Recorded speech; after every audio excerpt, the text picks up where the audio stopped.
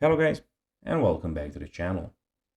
Where today guys, I'll be showing you how to change your Walmart delivery address.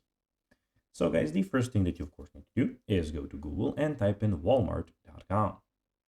After that, you just need to go and log into your profile or register to Walmart if you haven't already done that of course. But now guys, let's see what we actually have in front of us here. So in the top side of the screen, we have the search bar where you can search everything at Walmart online and in store.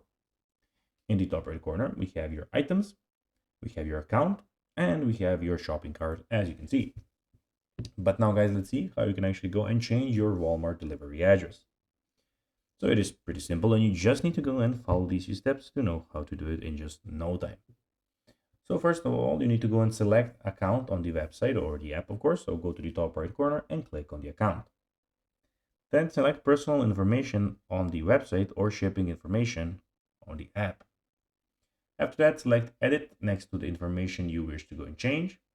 Then when you of course click there, select delivery addresses on the website or edit on the app. After you click there, select add new address next to add delivery address or edit or remove next to the delivery address you wish to of course go and change.